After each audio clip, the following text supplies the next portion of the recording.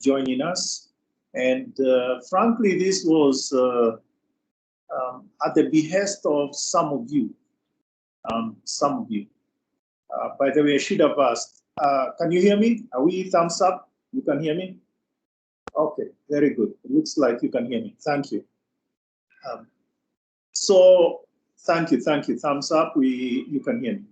So this meeting was actually at the behest of the request of some of you, and indeed by some of our, let's say, our diplomats representing us in the various places.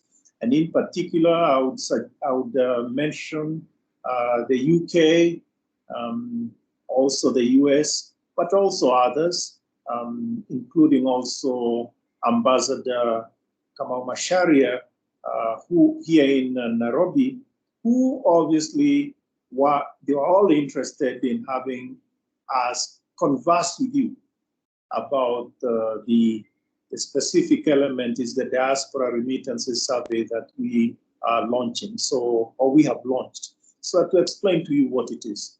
So I'll spend the next maybe 20 minutes max, and then we'll roll it out to other things. I want to begin by saying that we've been here now 5.5 years in doing this job as the governor of the Central Bank of Kenya. And one of the things we have insisted on is that we want to be at all times driven in terms of our decisions by data. And therefore, data is something that we are very particular about. I think one of the things we have made it clear to everybody is we don't like roadside decisions randomly, without looking at things carefully, looking at all angles of it. I mean, fine, there are moments when maybe you need to make a decision in a rush, but I think more often than not, roadside decisions, quote unquote, roadside decisions happen often because we haven't thought through things, and then we don't know who is taking the cost of that decision, etc. So that's why data is so important. And frankly, I would also say from my own personal and professional persuasion, data is very important in terms of not just inflation numbers and things like that, but all types of data to, in a sense, anchor decisions and anchor the way we see the world, etc. And one of the areas that is so important for us in Kenya is obviously remittances. Remittances are very important, and I think you recently know that, for instance, just an amount of cash that we spend, you are in the diaspora send home. This has been rising, and last year, 2020, it was a record year. And actually, the number there was, well, actually, even now, the year to February 2021, remittances have increased to 3.2 billion. And for the 12 months to February 2021, compared to 2.8 billion for the 12 months to February 2020. It is an important source of foreign exchange. It's also an important support for our very own families, wherever they are. Now, I also speak having been one of you in the diaspora.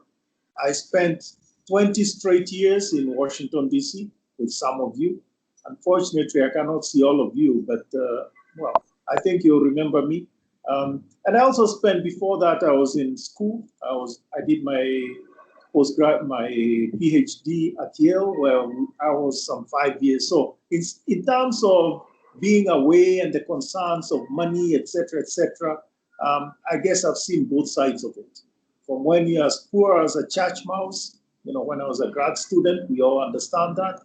And, maybe when you are now, in some sense, supporting the home front, not just in terms of money, but also other things, as we know, non-cash things, medicines, etc. So I think we understand how important this, let's say, connection of the diaspora with the country through remittances. I insist that it is both cash and non-cash. And I think there are important elements there that we want to see. So what are the concerns? Of course, the diaspora survey is meant, like all surveys, like any survey, any proper survey, to be representative of the population. So when we get the answers from you, we want to have a significant share of you, a significant representation of you, statistically so. I mean, there are about 1.5 million. I was about to say billion, but that is wrong. 1.5 million adult Kenyans in the diaspora. So we would want to have a fair amount, a significant share of them responding to our survey so that we can actually make the right conclusions, statistically speaking. I think we understand that.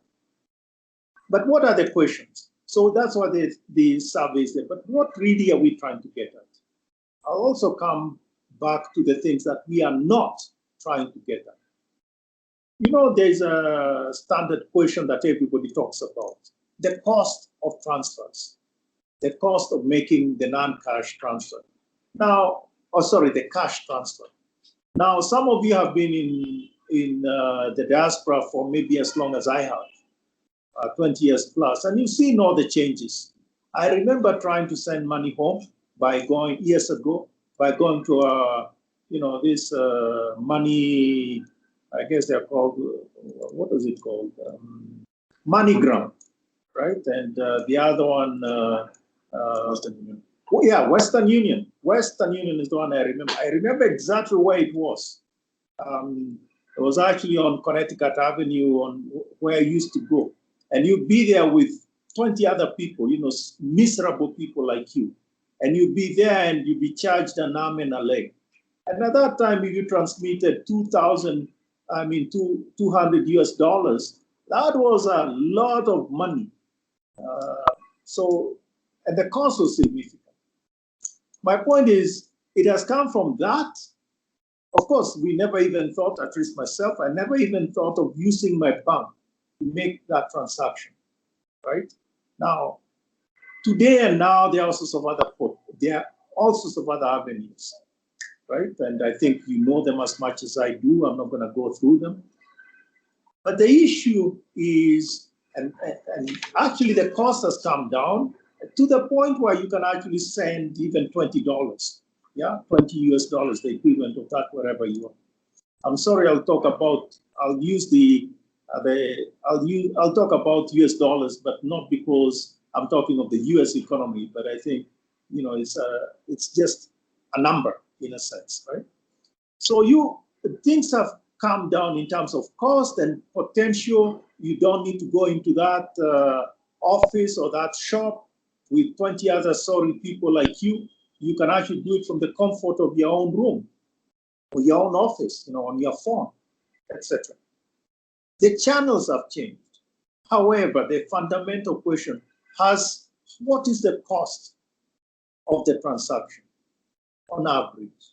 And here is where there are so many, and we hear people say, it's very expensive to send money.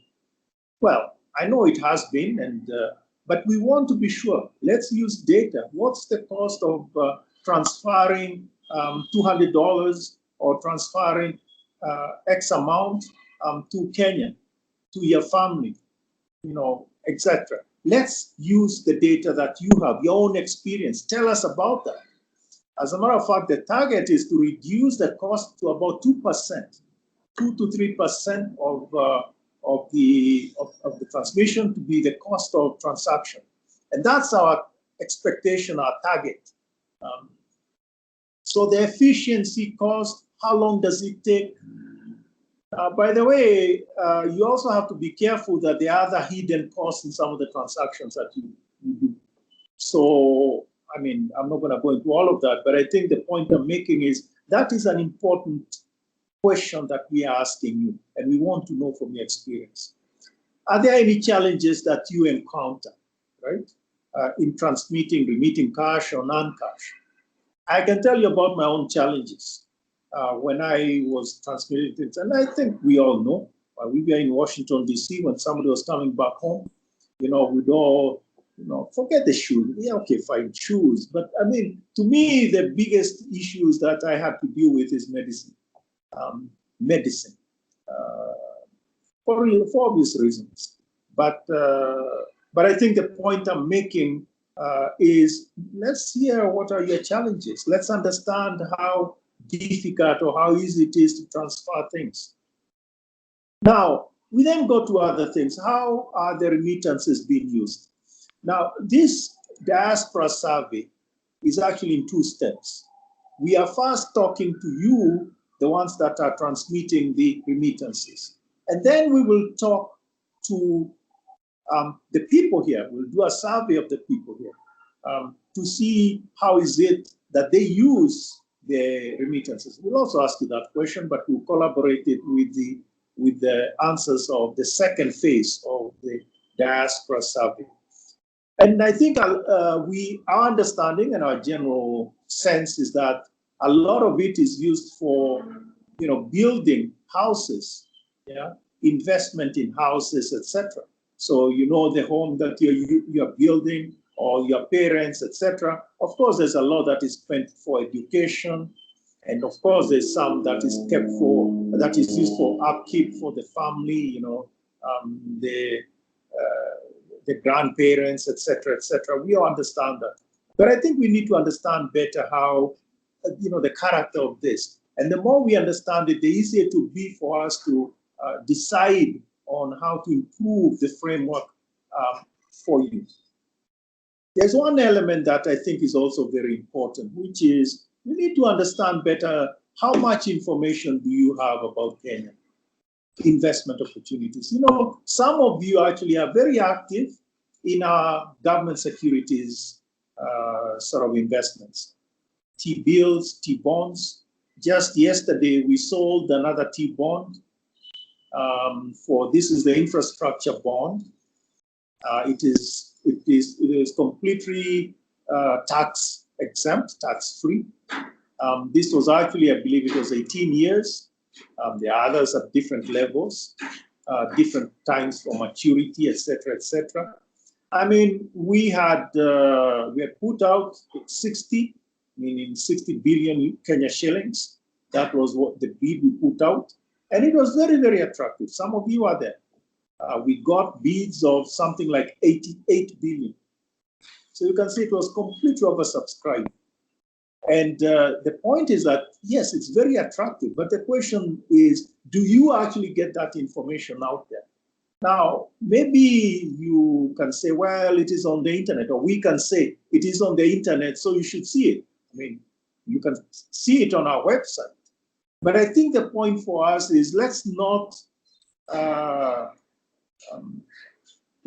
assume that the information is available to you. Maybe we need to do something to make sure that this information comes to you. One of the things that I have actually been talking to our people here is, is there a way of subscribing on our website so that you get an alert of some of these things when they come through? I know there is a way of subscribing when there are jobs that we put out on our website. I'm talking CBK. So in terms of investment in the government securities, etc., is there a way of doing that? And I think that is one element. Now, that's only one element, but there are many others. I want to say there are many other areas or many other ways of investing in Kenya. The other day, I was looking at a story. It was actually yesterday. A story of a bunch of 10 families that got together and bought a place in Machakos somewhere, and they have divided it amongst the 10 of them, and of the 10 families, and they're going pole. And there are people like you and me, meaning we are not building that, as we call it here, palatial home in Karen or palatial home in wherever it is, I mean, maybe that's what one wants to do, and that's fine, more power to you. But I think the point I'm making is we cannot all be in that sector, or let's say, as you say, in the financial world, that sort of asset class. I mean, there are many other asset classes that we need to be involved in terms of even time to maturity, et cetera, et cetera. And you are Kenyans, you are eligible to make those investments. But there's another element which is also very, very important. I want to make this point by way of example. India, for many years, India was a highly restricted economy. They were the first ones to use now what has been debunked, this sort of investment, industrial policy of controlling the environment, and they didn't bring in foreign investors. We are talking of things like Coca-Cola. Coca-Cola could not produce, could not sell in Kenya. I'm sorry, not in Kenya, in India. Everything. So they were very insular in that sense. Now, and I do remember that this was a big, big issue. My own professor, T.N. Srinivasan, some of you have heard of him. They have written all sorts of papers with Bhagwati on industrial policy. It's that generation of people. And yeah, I remember him talking about how problematic that industrial policy was. But guess what? They never had the same concern because they had the laws covered, let's say, traffic, cars. They only had 2 cars, one was called Ambassador and the other one I don't remember, all locally made. And by the way, we as Kenyans also doubled down that road for a period of time. Anyway, that's not the point I'm trying to get at. The point I'm trying to get at is there's one sector that was not restricted, and that's the IT sector. Why? Because there was no IT sector when those laws were put in place. Guess what? In the late 90s and early 2000s, obviously before that, you had a lot of Indians that had gone to the US and they were working in Silicon Valley, et cetera, et cetera. Then you began to have in the 90s and the noughts, you had a reverse migration of those Indians that had been working in Silicon Valley, done very well, and they came back to India and set up shop in the IT sector. At the beginning, it was all this, phone, whatever they are called, the mail, I forget what they are, the people that do the phone things and surveys, etc., etc.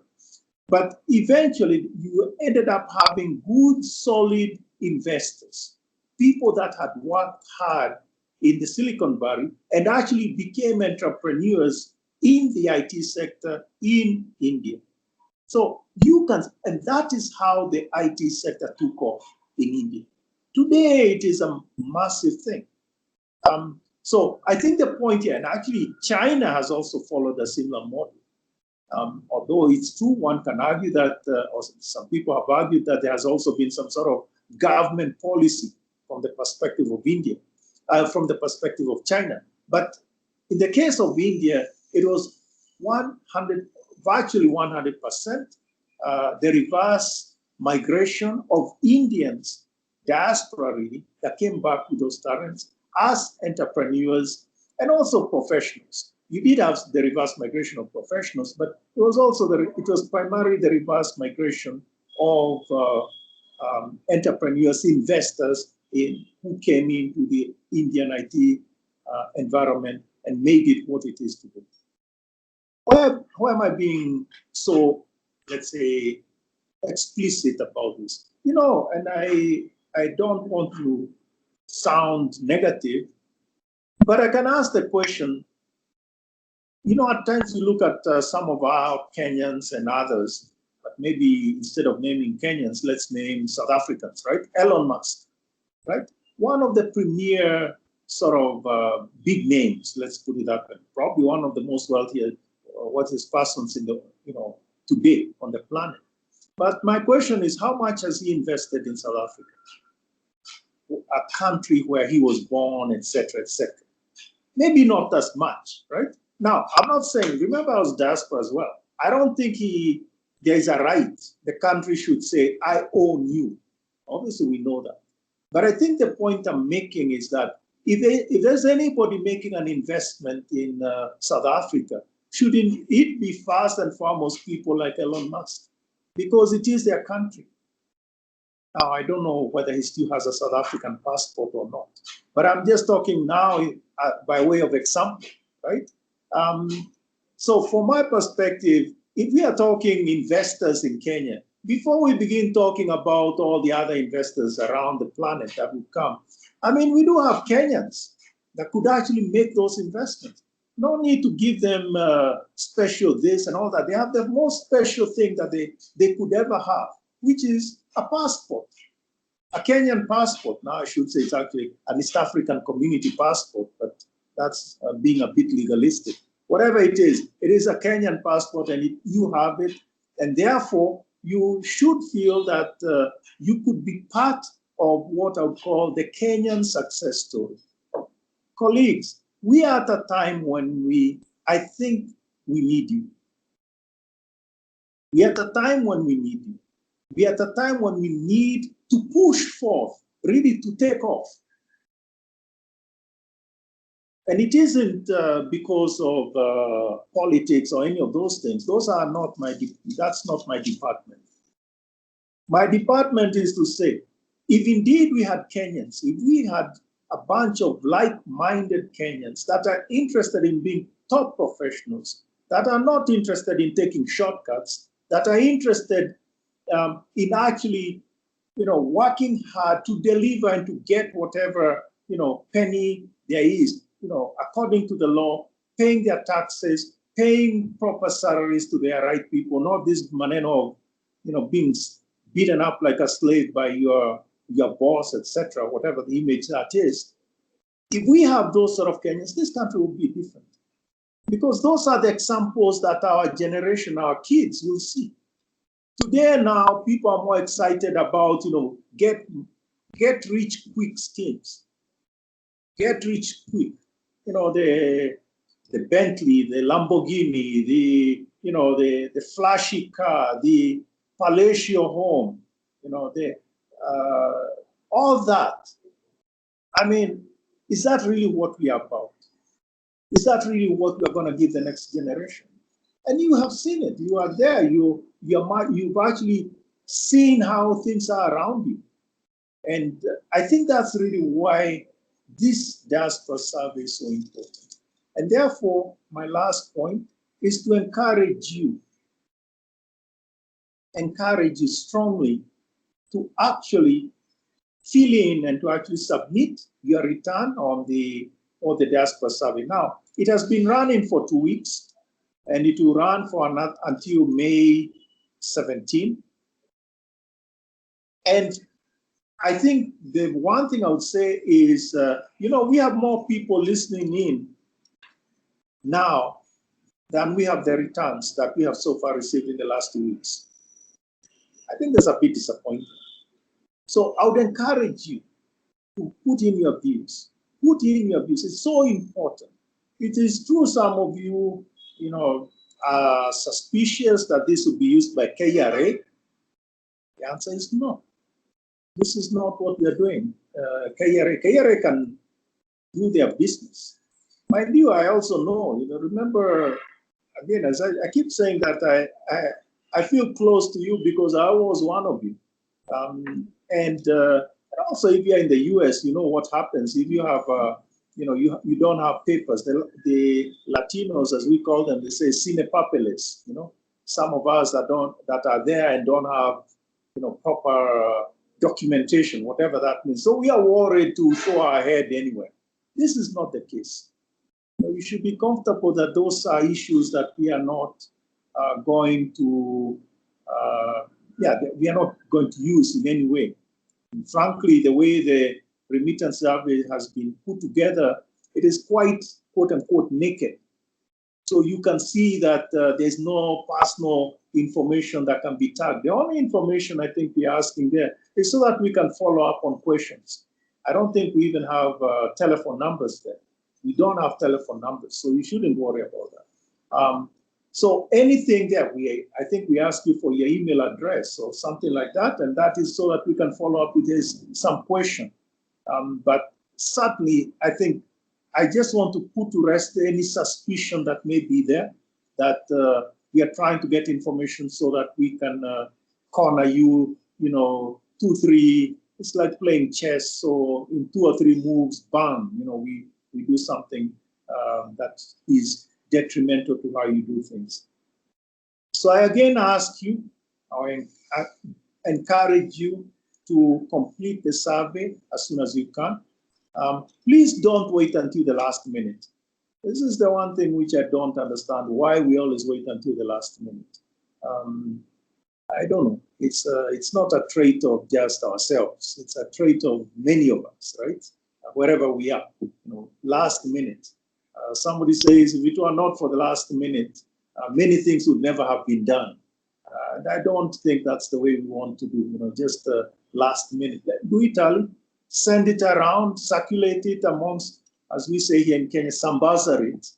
That's a word I didn't know existed, but now I know it. So sambaza it amongst your friends, your colleagues, your contacts. Let's make this survey useful. Let's make it useful. We do need to have a significant sort of response rate from you so that we can make appropriate decisions that will benefit you, will benefit our people, and in a sort of a more general way, will benefit our country. I want to stop there, but I think Wallace will take over, but I think I see a few ambassadors on the line. Maybe they may want to say a few things, and then we'll do the Q&As, but Wallace, we're in your hands. Thank you very much for your attention. Thank you.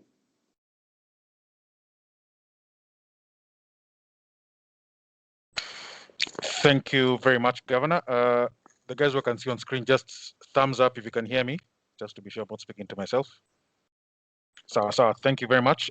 So I want to invite the Principal Secretary in the Ministry of Foreign Affairs, but because I cannot see his username, I will just ask that you try and unmute yourself, and I'll probably see it here and I'm able to unmute you. So PS, if I can see you.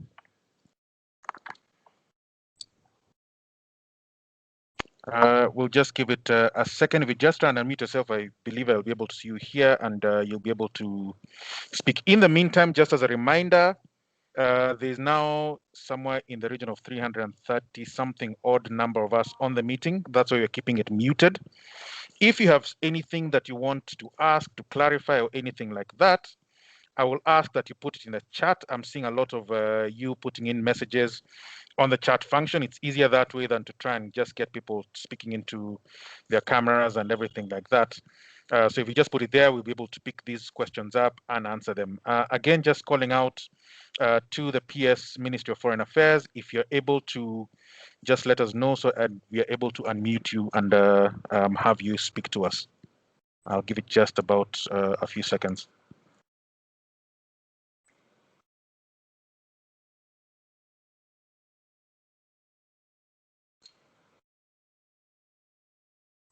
Okay, I'll just take one question that maybe can.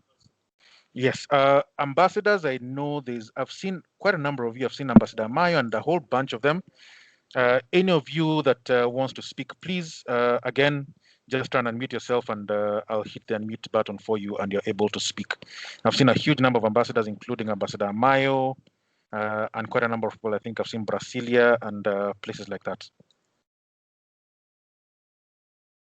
So any of the ambassadors, if you want to speak, please indicate unmuting and we'll try and unmute you.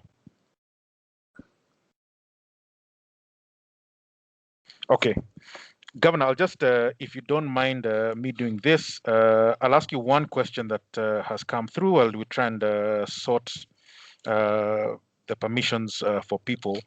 It's a fairly simple one. It's not directly to do with the survey, but someone is saying, are we able to empower, I can't see it, but I remember at crammed it as we used to do in KCSE. Are we able to better utilize the telcos for the purposes of the remittances. You indicated obviously during your time that you had your Western Unions and people like this. We now have our homegrown telcos that are doing mobile money very well. Are we able to empower those to do mobile money better? Thank you very much for that question. The answer is absolutely yes. Absolutely yes. We need to empower our telcos to do more of the work, but it isn't just the telcos, it's the telcos and banks. Actually, what you don't see in the back room, sort of the back end of the transfers, you actually have banks as well. So yes, you do have some of the telcos, the, let's say PSPs as we call them, payment service providers. And we empower them also by allowing them to partner with other entities out there. MoneyGram, for instance, also people like, I forget the other names. I don't know what's happening today. My memory is falling apart. But anyway, MoneyGram is one of them. You also have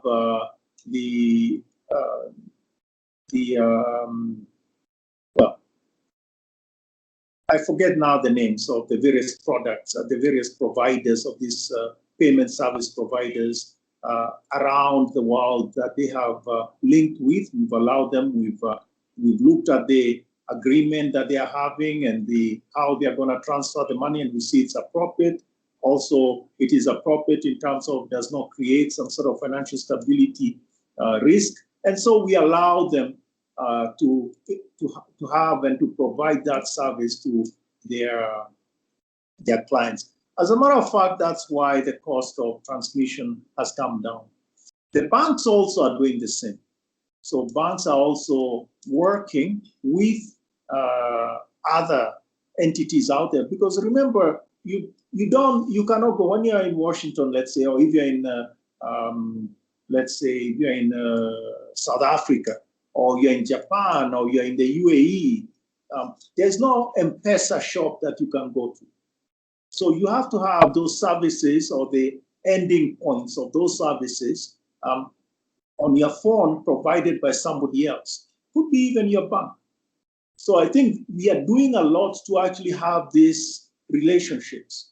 However, we are not doing it randomly. And one of the things that is so important is to ensure that the standard sort of KYC, as we call it, know your customer and anti-money laundering sort of frameworks are in place. And so when you send in your money, they know you, etc., etc. And that is really why, for instance, now, for instance, if you're out there in the diaspora, and in particular, I talk about Washington, D.C., I know a particular example. I was with somebody, a lady, and her nephew called her and then talked, auntie this, and then the bottom line was, send me some money. So auntie, in the middle of this conversation, said, okay, fine, I'm going to send you $20. And during the conversation, she switches to the app to send money, sends $20 to the young man, and while they're in the conversation, you can hear the ding of the money when it hits the young man's account here in Kenya. So that is what we're trying to do in terms of facilitate the transfer, both in terms of efficiency, cost reduction, and timeliness, really. So the answer is yes, and it is both the telcos or PSPs as we call them, and also the banks.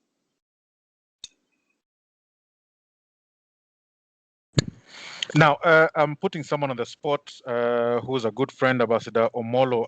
I've just given you the ability, Ambassador, to unmute yourself. I just want you to say a word or two, especially sitting in a Kenyan mission abroad, and sort of your encouragement to our fellow citizens in the diaspora to take part in this service. So, Ambassador Omolo, I've given you the ability to speak.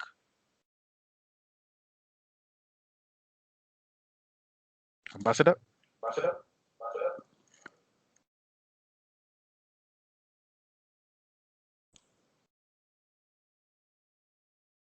Ambassador Tom Amolo?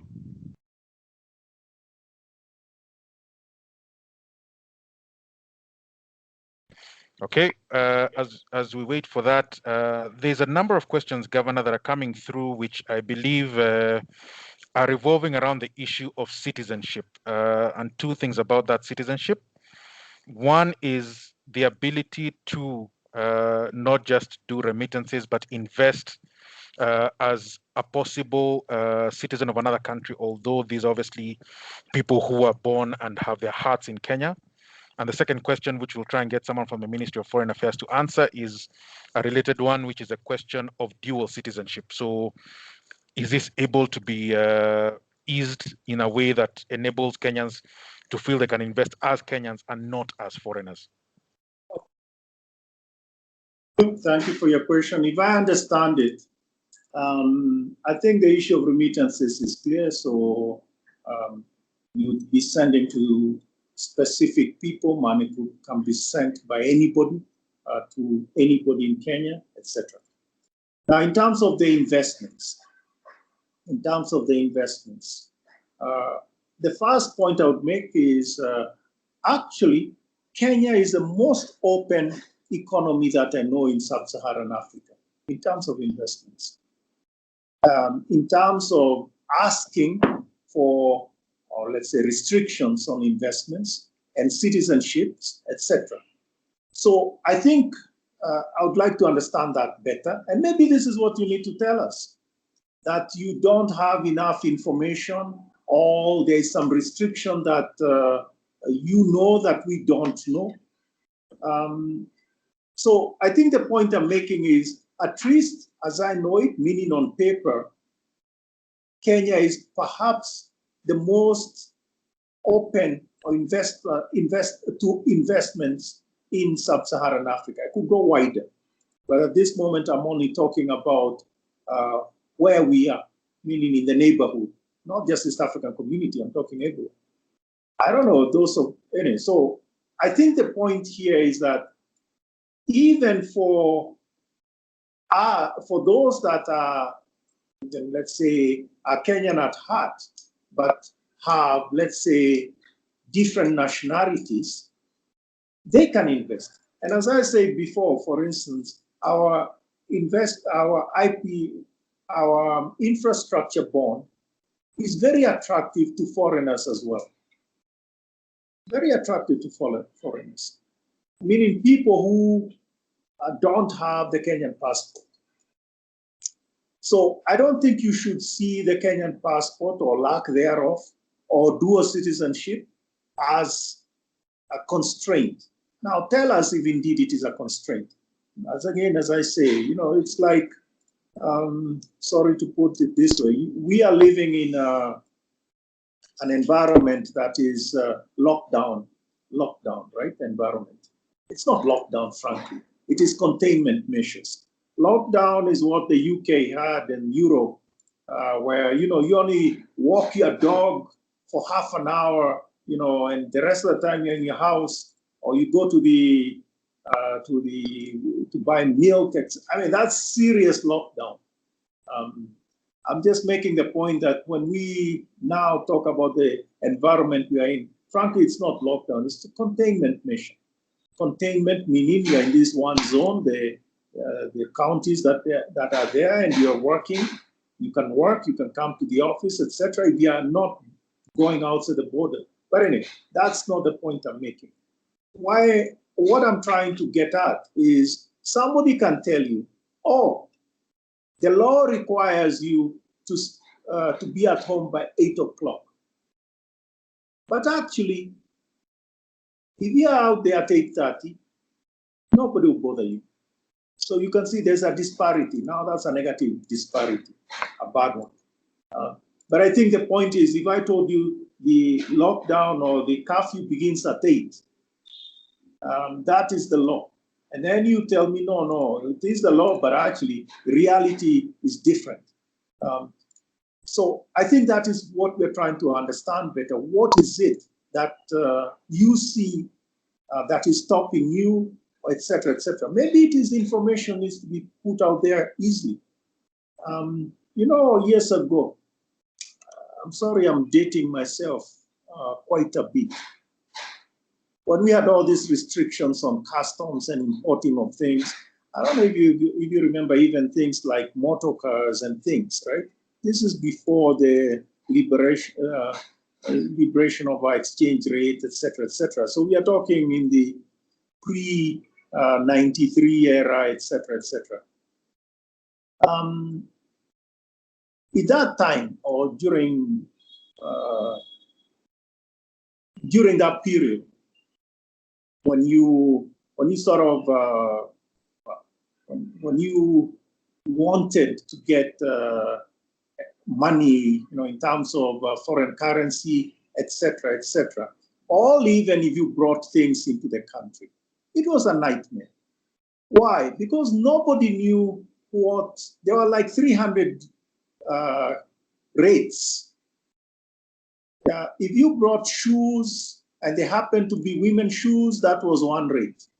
If you brought in shoes, they happen to be men's shoes, but that's another rate. If you brought in shoes, but they happen to be kids' shoes, you understand? It was cacophony.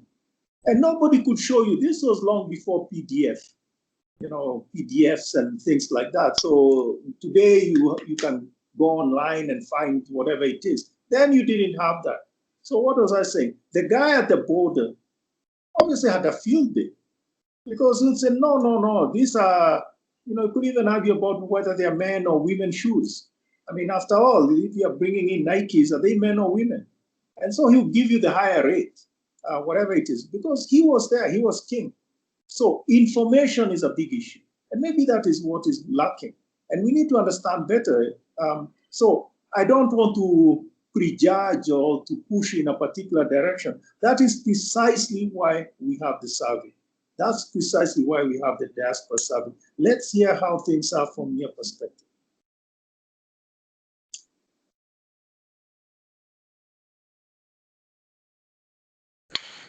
Ambassador Amolo, I'm looking directly at you. You have the ability to unmute yourself. Please press the button, Ambassador Amolo.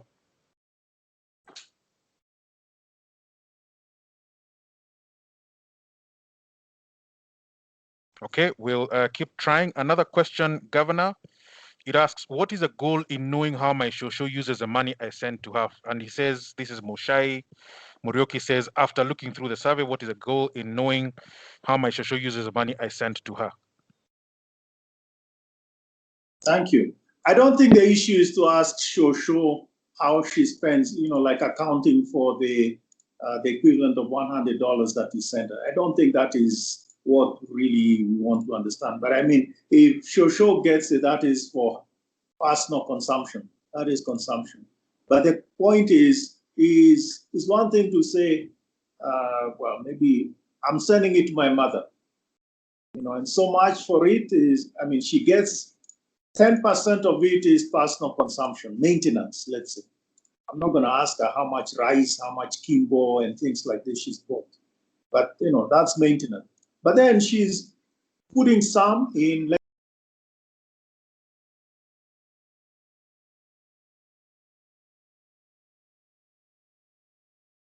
Can't hear you.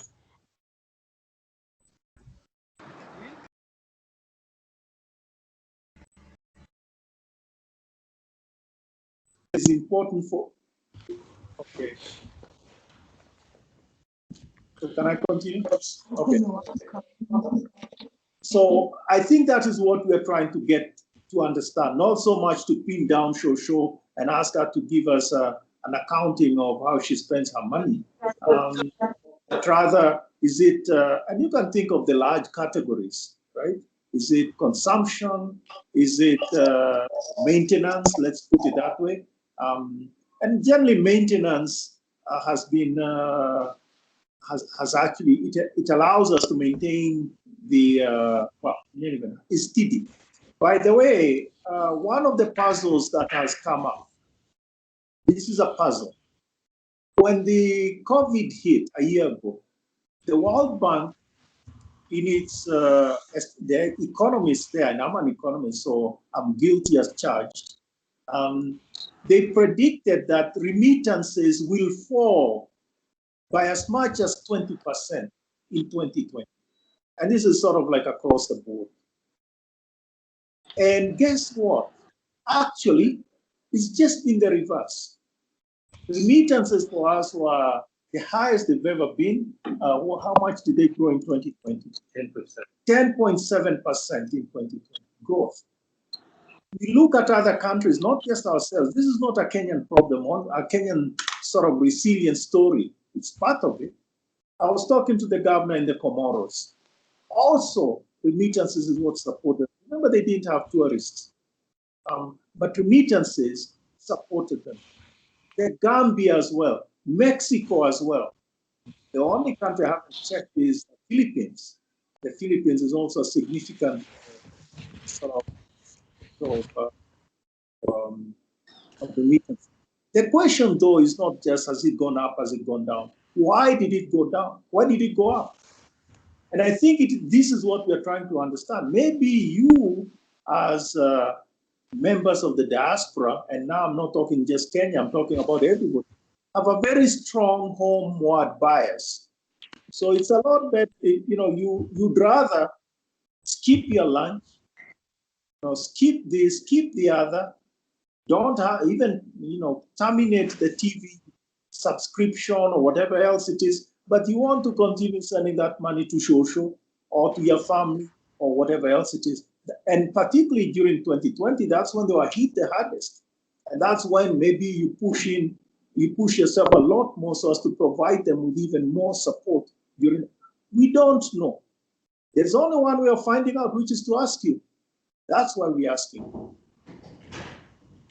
Perhaps, Wallace, can you hear me now? Thank you very much, Governor. So two things. One, I've noticed Macharia coming in. I assume that is the PS. If it is a PS, please go ahead and unmute yourself and go ahead to speak. If not, Ambassador Molo will come to you in just a second. But I've been trying to send messages to the PS. I think at some point he had a problem with getting into the meeting and discussion. So, Bwana PS, please, if you're able to unmute yourself and speak. And in the meantime, question that has come through about the ambassadors needing to become more proactive and to engage Kenyans in the diaspora and offer solutions. PS? I don't know. Can you all hear me? Yes, PS, we can hear you. Wow, I've just gone through an amazing challenge trying to get on, but it's all my fault. So no one needs to take responsibility except me. It's wonderful to see you, Governor. How are you? I actually heard your entire state. At least I can respond to that. And then, of course, I touched the button and everybody's thereafter. So let me first of all begin by saying how this is a great opportunity. It's a great chance to speak to everybody. It's good to see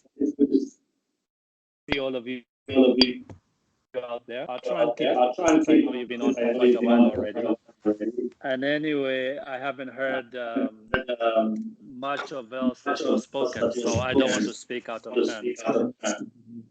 I would just like to ask those who have their mics on to turn them off so that there is no feedback. So if you could turn off your mics, everybody, it would help us make sure that there is no feedback. Okay. Well, first of all, the one question I did hear was that the various ambassadors out there. You click on it, it's like on and off. Okay. Hello. I keep getting. Can somebody turn off their mics, please? So the one thing that I did hear is that a number of you are concerned about your relationship with your embassy reach out to you. And let me just tell you, the one thing that I know is that that's not what ambassadors are great at. So if the idea is to wait for the ambassadors to reach out to the entire diaspora, I think many of you will be disappointed. Let me suggest that you rather reach out to them, that you rather organize yourself into associations and into groupings and let those groupings reach out to them. And you reach out to them directly, and then you reach out to them through the Diaspora Directorate here at headquarters. These are your two avenues to make sure you're reaching out to everybody. But let me also say that, you know, I have in the diaspora for over 20, I don't know, 7 or I was just doing my calculation after that, and I realized that I was out there for 38 years, which just goes to show you how old some of us are. But the amazing experience that I was in my days, the last thing you want to do was register with the, and the last thing you wanted to do was to let the. I'm so glad those days are gone. I'm very here we are in a very different age, in a very different time, with amazing opportunities for all of you. So all I can say is please, ask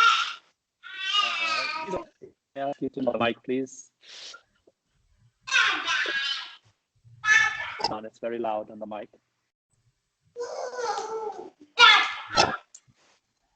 Somebody needs to turn off their mic.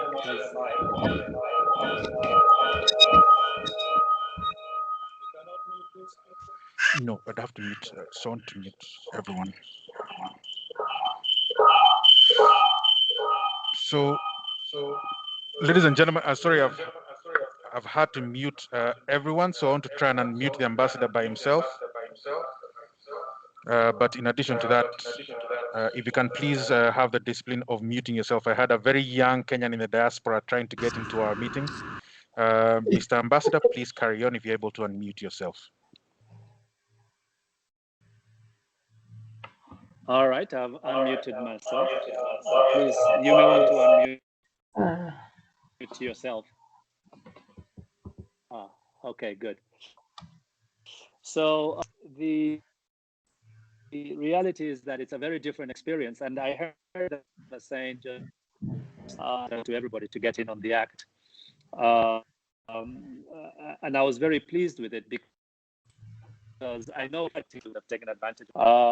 But the one thing that really excites me about the diaspora out there is that it has made our enjoy a sense of independence, and I know many people don't seem to understand what that means, but if you look at the amount of money that comes through the diaspora and even our central bank in as far as having access to forex, this has allowed us to be able to have a level of independence in policy and monetary action and fiscal action that we were absolutely not able to have a short 20 or 30 years ago. So the experience of diaspora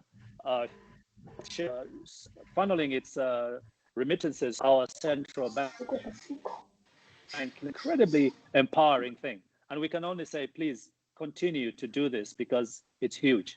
Let me also congratulate you guys because somehow you have been so resilient. How is it that the diaspora has been able to how is it that the diaspora has been able to remain so I mean, this is amazing. It's actually fantastic. I congratulate every single one of you because I can only imagine how hard it's been to try to remain economically viable, to continue sending resources back home to support you, and yet make your way through the COVID situation. Congratulations, guys. It's amazing. I don't want to say anymore. I just want to say thank you for being there. Thank you for being there for your families.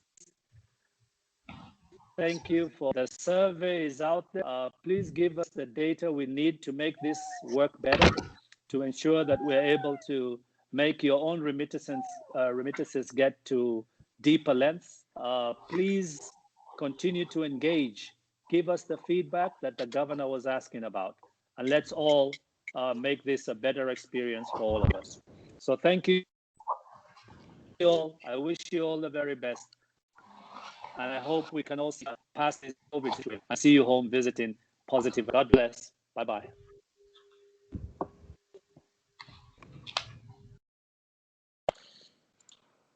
Thank you Just hoping that everyone can hear me.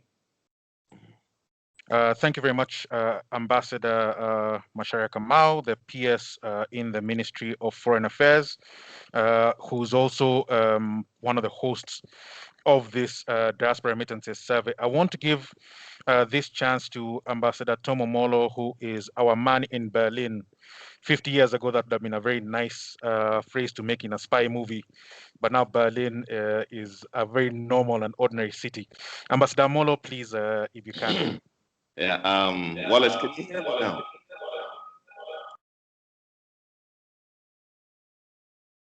Wallace. Okay, good. Can you hear me? I can see my younger brother, Patrick Njoroge, giving me thumbs up. So, Patrick, it's good to see you again, looking as young and as brilliant as always. Thank you, Wallace, for the excellent opportunity. Just before PS Macharia takes off, I want to say that yesterday on JKL, it is what Jeff Koinange called smoking. I think it was an opportunity to crow, and I can tell you, Munene, I got kids in the US, and they were proud to be Kenyan yesterday, and they called me up late at night, Dad, that was really good. So I think it's important also, since you're online, PS, what I tell my diaspora here and wherever I've worked is I'm ambassador extraordinarily and plenipotentiary, which means I can sign on behalf of government. But the real ambassadors of Kenya are our people in the diaspora. They're the ones who, when they walk, they talk, they comport. People say, these Kenyans are good. When we go the other way, they know Kenya is upside down. Secondly, when we have these challenges as Kenyans, as people of color living in Africa, and we have challenges, it's important for us also in the diaspora to show our face, to say, no, this is not right. And it's not a government thing, it is a Kenyan thing. And we should be able to stand up for our rights whenever we feel that we've been taken upside down. So I just wanted to give a thumbs up to Munene, Ambassador Macharia, for doing the good work. Governor Njoroge, I was in DC for close to 18 years. So I know you very well. The only thing I wish I could have done was to remain the size I used to be 30 something years ago, but unfortunately that's not the case. The third thing is this: the baseline survey is an excellent tool, and I think it's historic. And I think the manner in which you have tried to get us involved is the best way. We've tried it before in the past, but it was very bureaucratic, letters, and very unwieldy. What you have done today is to demystify the process and make it a tool which Kenyans are comfortable with. I say this as a Kenyan. People are uncomfortable with you writing a letter and you don't know where it's going to go. What you have done, you've demystified it. And I'm very sure after this, you'll see a big uptake. But I also believe, Governor, that you should, through your colleague and Ambassador Macharia, encourage his colleagues to demystify their processes. And this tool that you're putting together should have interfaces, should be integrated with other things that diaspora needs. Since I've been here with powerful women like Jackie Kuhn of Kenya Women in Germany, I tell you, Munene, if you hear the women talking here, you cower in fear. But they are very strong and they know what they want. I have within my own office, Omurwa Dietz, Christine Twiga, people who know what they want. But the one thing they keep on telling me about is something called the identification. So the reason I'm asking you to integrate your thinking with your colleagues is so we do not reinvent the wheel. When you do your survey, then Ministry of Transport does theirs, Ministry of Culture, MFA. So hopefully what you're doing now will be an all of government thing. So if there are things which are not in there now, I've not done it myself, but if there are things which are not in there now, they should be included. And one of them, Governor, is the idea of identification. Jackie Kuhn is telling us, can you invest back home with a foreign passport? Are the charges and taxes going to be different? Can I buy, Christine Twigger was asking me today, can I buy a piece of land with a German passport? Or as I saw, sorry, a quick one. Let me just end by saying what I saw in Mexico and other countries is they give you, or Pakistan, Pakistani in overseas Pakistani ID card. So with that, you can carry you're a Kenyan, and you're able to do things at home that other people cannot. The other thing, Governor, which we have this is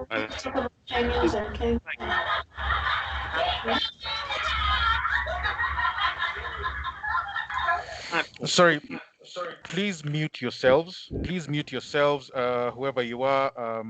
I believe everyone is muted, but there's one person who just popped in. Please mute yourselves. Ambassador Molo, you don't need to mute yourself. Continue. Carry on. Okay. So I wanted to say that if we're able to bring all these various facets together so we don't reinvent the wheel, it's not only about money and remittances. It is about the package of interest that the diaspora want. For example, here in Germany, people want to get married and they don't have to fly to Kenya. So can we have the embassies as outposts of marriages? The way we've empowered some embassies to issue passports, how do we enable embassies to do what government does in Kenya? Why do you have to get your ID in Kenya? When I was in South Africa, we managed to get Kenyans getting their IDs issued out of South Africa. I had an ID issued in Pretoria.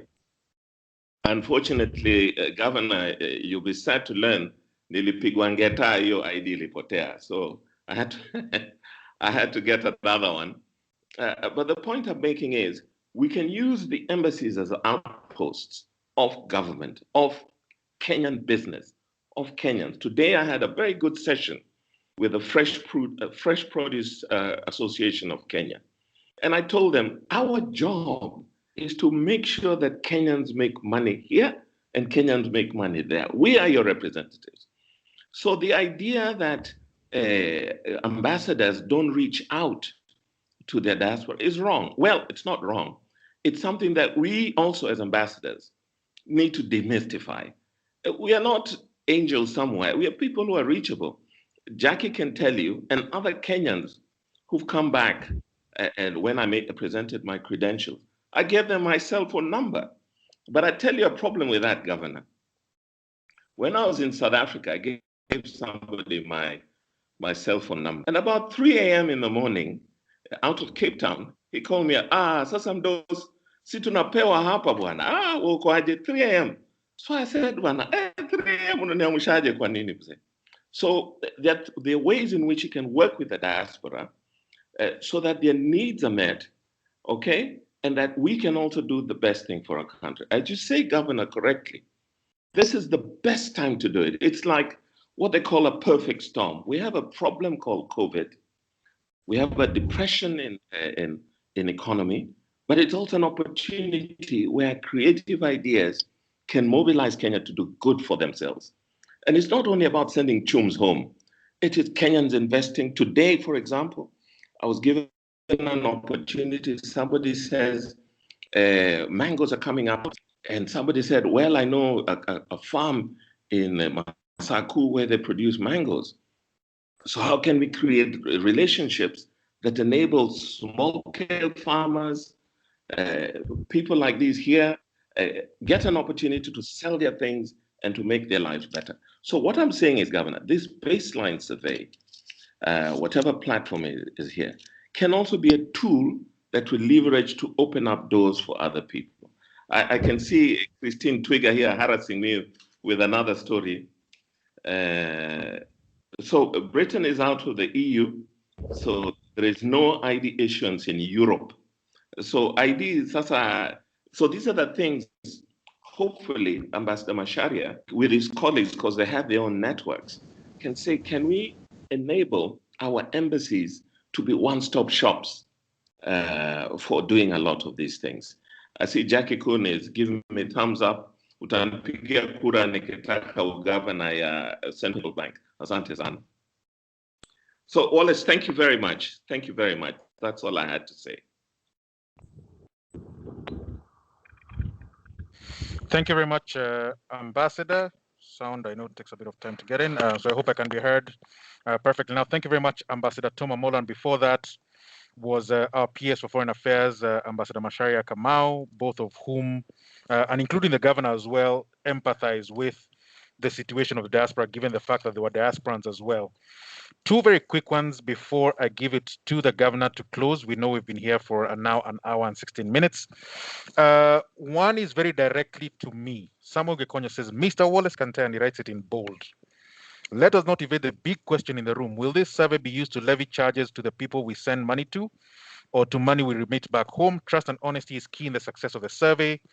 Kenyans simply do not trust the government at the moment. And that one, I believe the governor answered. If he wants to reiterate the point that he made earlier, he has the opportunity to do so.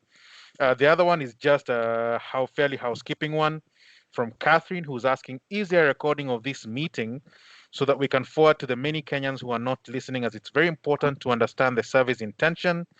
Many are reluctant to do it. Also, please issue a short written statement in this regard. Thank you, Governor CBK and PS Minister of Foreign Affairs for doing this. The short answer to that is yes, we are recording this. We'll find a way of sharing it, hoping the file is not too large on different platforms, including our social media. If you're not able to share it, we'll simply put a bit of a summary at the very least on the social media handles of the Central Bank of Kenya and the Ministry of Foreign Affairs. But it's fairly simple in terms of what the survey is able to do. Lastly, there was someone asking on the chat, please give us the link to the survey. And I've put that in the survey, in the chat function. So look for my name in chat. I've put the link in there, and someone actually got to it before me. This was Omar Farah Juma. Thank you very much for doing my job for me. And also it's on our website, on the very front page of the website of the Central Bank of Kenya. That's www.centralbank.go.ke, www.centralbank.go.ke. But we are tweeting this as many times as we can, keeping in mind time zones. The link is there. Simply get into it. The link is a Survey Monkey link. The survey will take you probably about 7 or so minutes to fill out. Please do so in as big numbers as you can, and please pass it out to everyone. I want to open it to the governor for him to take anything that he's taken from this and to also close the meeting. Wallace, if you may, sorry, Governor, with your permission, can we hear from one or two of them? Okay. Please, Jackie Kuhn, I know if she doesn't talk, I'll be denied access to her. So please. So now there's 300 plus people, and I'm trying to figure out a way of enabling you to do it. You have the ability to unmute yourself, but don't do it in a cacophony. Or else you're able to put your hand up or put it in the chat box that says she's now unmuted, that you're able to do it. So if you're able to unmute yourself and start speaking, please do. She's unmuted. Okay?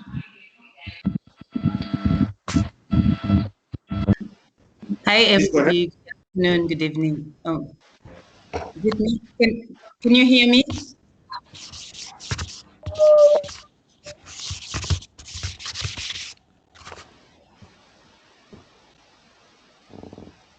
Jackie, we can hear you. Ah, okay. Hi, good afternoon, everybody. Thank you very much, Governor Patrick Njoroge and Mr. Macharia for organizing this. My question, and I think just like the way the Mr. Ambassador Tom Amolo has just put it, we have problems with our ID, especially those who've renounced their citizenship. How do we invest? Are we going to be charged the same as those ones who are investing with Kenyan passports? Or are we going to be charged as foreigners, though we are Kenyans by birth and Kenyans by heart? So that is the most important question for most of us who would really like to invest back home but are still scared. If that can really be clarified, and if possible also in written, just to give us the surety that we can still invest without having any problems. The second question was about the national IDs. For us to be able to, for most diasporans, to be able to get the new passport, we need to have our national IDs. Most people don't have their national IDs. What they do have is only but a copy, and this copy is not being allowed. So it forces most of us to go back home to go and renew get new IDs. Why can't the embassies be given the power to issue these identity cards? Please help us on those two issues. Thank you very much. That is it.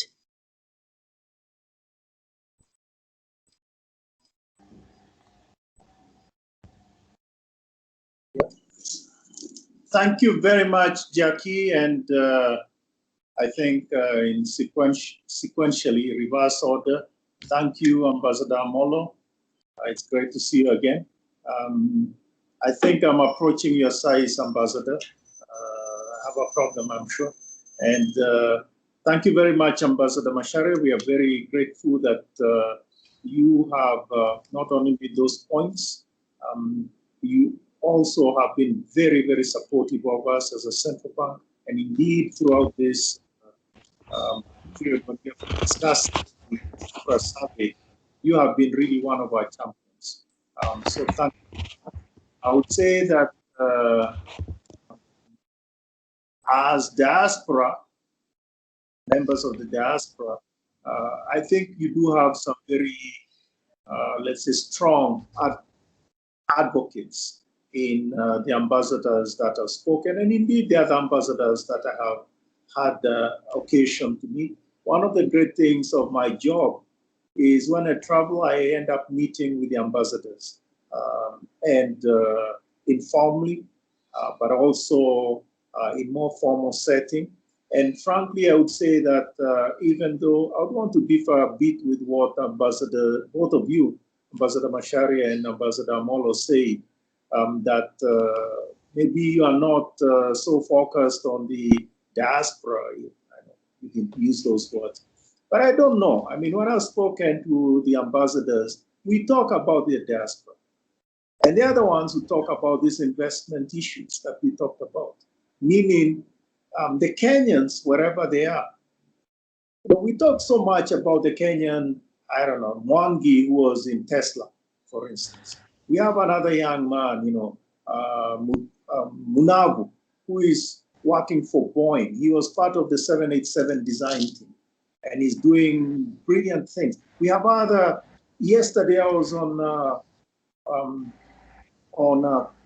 interview, and I was being interviewed by our own Kenyan, who is a professor in economics in MIT. I mean, we have Kenyans everywhere. And I'm not even talking about those, all of us. I mean, when I'm picked up in a taxi in Washington, D.C., it could very well be a Kenyan. When I was there, I had friends who were working in the airlines who were Kenyan. So Kenyans are everywhere. And frankly, one of the best part of working my job, really, when I travel in the East African community, for instance, I am very proud because the hotels I stay in, for sure, the managers are predominantly Kenyan.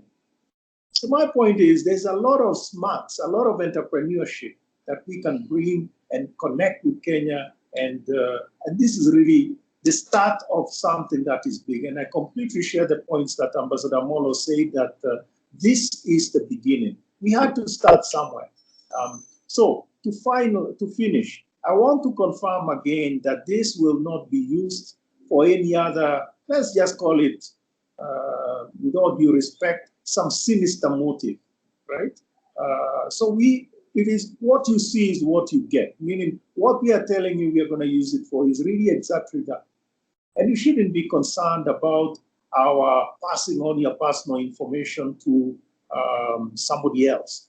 As a matter of fact, I would encourage you Just to give you a good example, please go to our website, go to I forget now which web page, but it is the MPC, Monetary Policy Committee website. And in there, you will see some reports on surveys that we have done. And by the way, maybe today or tomorrow, there'll be a new survey on CEOs that we sent out in Kenya. And it was useful, we got very useful information from them, telling us, giving us a sense of the pulse of the economy from their perspective. Obviously, we are not saying it is CEO so-and-so, manufacturer of what, Kimbo, or manufacturer of whatever else it is. No, we have put them, we have learned from it in general. This is what the survey is. So we are trying to be, we will be true to the profession in terms of making sure that the personal information is kept away. I know that there are always concerns about surveys. When you do census, for instance, people are worried about the sinister motives behind the census. Meaning, for instance, in the US, are they going to figure out that I do not have papers? I'm cinepapilless, and therefore take care of me through all sorts of other arrangements. So please, let's put that to rest. Please also appreciate that we have used the standard, let's say, channels. SurveyMonkey, I'm sure you see it all the time. When you book something online or whatever, occasionally you'll see a SurveyMonkey pop on your email box or whatever. And so I think it is something that all of us should be very familiar with. Bottom line, let's get the information. I take the points that were mentioned, that maybe we should, not just maybe, there's a very strong, this is more than advice, Tom, but anyway, this idea that we should tie in other things, and I think that's really what needs to happen.